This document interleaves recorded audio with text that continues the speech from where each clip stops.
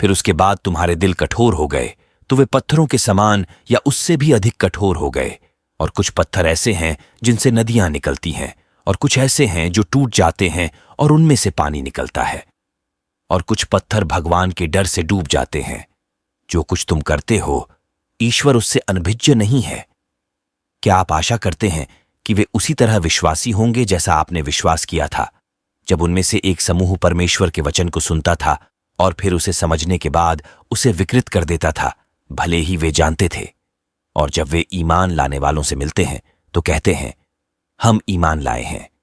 और जब वे एक दूसरे के साथ अकेले थे तो उन्होंने कहा, क्या तुम उन्हें उस चीज की सूचना दोगे जो ईश्वर ने तुम्हारी ओर अवतरित की है, ताकि वे तुम्हारे रब के सामने तुम्हारे साथ विवाद कर सकें?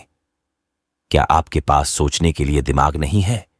क्या वे नहीं जानते कि परमेश्वर जानता है कि वे क्या छिपाते हैं और क्या घोषित करते हैं? इनमें अनपढ़ लोग भी शामिल हैं जो ख्वाहिशों के अलावा किताब को नहीं जानते। वे केवल संदेह का अनुसरण करते हैं। तो उन लोगों के लिए शोक है जो अपने हाथों से किताब लिखते हैं और फिर कहते हैं, यह भगवान की ओर से है, ताकि इसके लिए एक छोटी सी कीमत ले सकें। तो उन पर शोक है जो उन्होंने अपने हाथों से लिखा है, और उन पर शोक है जो उन्होंने किया है कमाना। और उन्होंने कहा, आग हमें कुछ दिनों के सिवा छू न सकेगी। कहो, क्या तुमने ईश्वर से वाचा बांधी है और ईश्वर अपनी वाचा कभी नहीं तोड़ेगा? या तुम ईश्वर के विषय में वह बातें कह रहे हो जो तुम नहीं जानते? हां, जो कोई बुरा काम करेगा और अपने पाप में फंस जाएगा, तो वही लोग आग के साथी हैं जिसमें वे सदैव रहेंगे। और जो लोग ईमान लाए और अच्छे कर्म किए, वही जन्नत के साथी हैं जहां वे सदैव रहेंगे। और जब हमने बनी इस्राएल से अहद लिया, अल्लाह के सिवा किसी की इबादत न करो, और माँ बाप, रिश्तेदारों, यतीमों और मुहताजों पर मेहरबान रहो, और लोगों से अच्छी बातें करो, नमाज अदा करो और ज़कात दो। लेकिन आप में से कई लोगों ने ऐसा नहीं किया। और जब हमने तुमसे यह अहद लिया कि तुम अपना खून न बहाओगे और न एक दूसरे को अपने घरों से निकालोगे, तो हमने तुम्हें इस अहद का गवाह बनाया।